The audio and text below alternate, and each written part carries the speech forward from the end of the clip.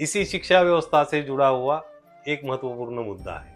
लाखों छात्र वर्षों तक मेहनत करते हैं, तो परीक्षा व्यवस्था में पारदर्शिता और भरोसा होना बहुत जरूरी है। अभी रिसेंट में नीट का पेपर लीक हो गया। कुछ छात्रों ने डिप्रेशन में आकर आत्महत्या कर ली। ऐसे मामलों में छात्रों की चिंताओं को गंभीरता से सुना जाना चाहिए। सभी परीक्षाओं में पारदर्शिता होना बहुत जरूरी है। लोकतंत्र में सवाल पूछना अधिकार है, सरकार से जवाब मांगना अधिकार है, व्यवस्थाओं की आलोचना करना भी अधिकार है, लेकिन गाली गलौज नहीं। प्रधानमंत्री हो, सरकार हो या कोई अधिकारी हो, असहमति हो सकती है, लेकिन व्यक्तिगत अपमान नहीं। क्यों? क्योंकि लोकतंत्र में मजबूत भाषा, मजबूत तथ्य और मजबूत सवाल, यही लोकतंत्र की असली ताकत है। अब आते हैं जेन जी और जेन अल्फा पे। इस जनरेशन के पास अद्भुत शक्ति है, जो पहले की जनरेशन के पास इस स्केल पर नहीं थी। Technology, internet, AI, research, innovation, digital education, आज दुनिया भर की इंफॉर्मेशन हमारी हथेली पर है। लेकिन दोस्तों, टेक्नोलॉजी पावरफुल है, लेकिन टेक्नोलॉजी जिम्मेदारी भी मांगती है। कुछ लोगों के अग्रेसिव कमेंट्स, एब्यूजिव लैंग्वेज की वजह से पूरे जेन जी को जज करना सही नहीं होगा। करोड़ों युवा अच्छे हैं, जो पढ़ रहे हैं, मेहनत कर रहे हैं, रिसर्च कर रहे हैं, इनोवेशन कर रहे हैं, टेक्नोलॉजी का सही उपयोग कर रहे हैं। कुछ युवा है जो स्पोर्ट्स में देश को आगे लेकर जा रहे हैं। कुछ युवा है जो देश के भविष्य के निर्माण के लिए कार्य कर रहे हैं। इसलिए किसी के व्यक्तिगत कमेंट्स की वजह से पूरी जनरेशन की पहचान नहीं बन सकती है। हमारे पास फ्रीडम ऑफ स्पीच है। हम हमारी भावनाओं को एक्सप्रेस कर सकते हैं। हम सरकार की आलोचना कर सकते हैं, प्रधानमंत्री से सवाल पूछ सकते हैं, नीतियों का विरोध कर सकते हैं। लेकिन हमें एक बात हमेशा याद रखनी चाहिए, फ्रीडम ऑफ स्पीच का मतलब फ्रीडम ऑफ एब्यूज नहीं है। हमें हमारी आवाज को गाली से नहीं, तर्क से मजबूत करना है। क्योंकि अगर हमारी आवाज में, हमारी बात में लॉजिक है, तो हमें किसी को गाली देने की जरूरत नहीं है।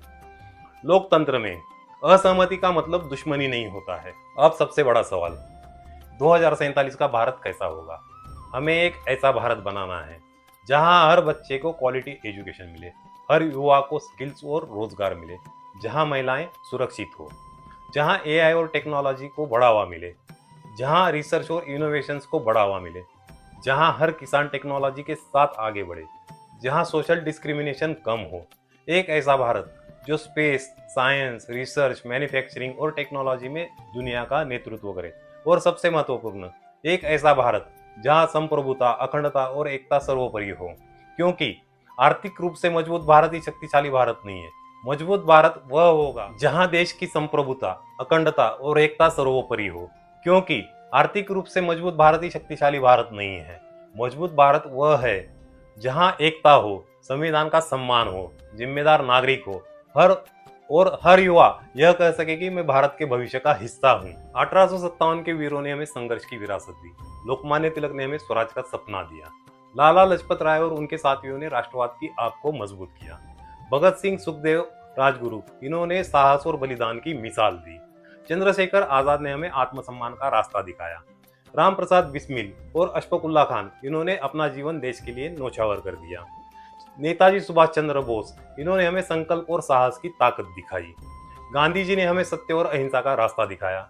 सरदार वल्लभ भाई पटेल ने हमें एकता की ताकत दिखाई। और अंबेडकर जी ने समानता, न्याय और संविधान की शक्ति दी। अब हमारी बारी है, जेन जी की बारी है, जेन अल्फा की बारी है। हमारे पास टेक्नोलॉजी है, हमारे पास नॉलेज है, हमारे पास अपॉर्चुनिटीज है।